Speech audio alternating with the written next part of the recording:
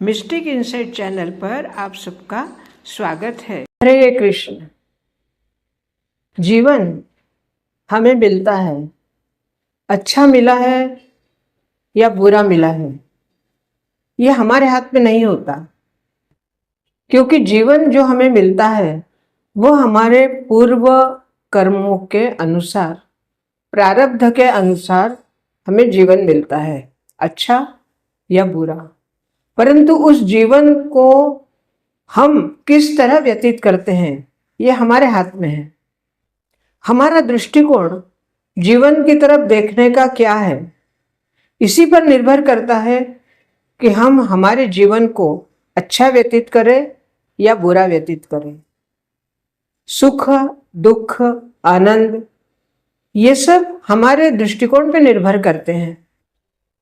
व्यावहारिक दृष्टि से भले ही सुख दुख आते रहते हैं, हमें उनका प्रभाव भी दिखता है, परंतु उन सुख दुखों को हमें अपने जीवन में कितना महत्व देना है, इसका निर्णय हमें करना होता है। कई बार हम देखते हैं कि सुख आने के बाद व्यक्ति इतना अधिक हर्षित हो जाता है कि उसको ये ध्यान ही नहीं रहता कि सुख किसकी वजह से आया है या इस सुख के पीछे असली वजह क्या है। और ये वजह जब तक वो ध्यान नहीं देगा तब तक उस सुख का उसको अगली बार अर्थात फिर से अगर वो उसी सुख को प्राप्त करना चाहे तो वो प्राप्त नहीं कर पाएगा।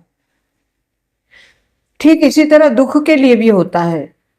दुख की वजह क्या है, एक बार अगर हम वजह जान ले तो हम सतर्क हो जाएंगे कि अगली बार ऐसी वजह पुनः हमारे हाथ से ना हो, ताकि हमें दुख ना मिले। अब तीसरा आता है आनंद। आनंद ना तो सुख के ऊपर निर्भर करता है ना तो दुख के ऊपर निर्भर करता है। आनंद निर्भर करता है हमारे प्रकट करने के ऊपर। हम जिस तरह से आनंद को प्रकट करेंगे वो आनंद हमारा हमेशा हमारे साथ रहेगा, क्योंकि आनंद का जो सिक्का होता है उसके आगे पीछे दोनों तरफ आनंद ही रहता है। इसलिए जीवन को सुख में बिताना है या दुख में बिताना है, ये पूर्णतया हमारे अपने ऊपर निर्भर करता है।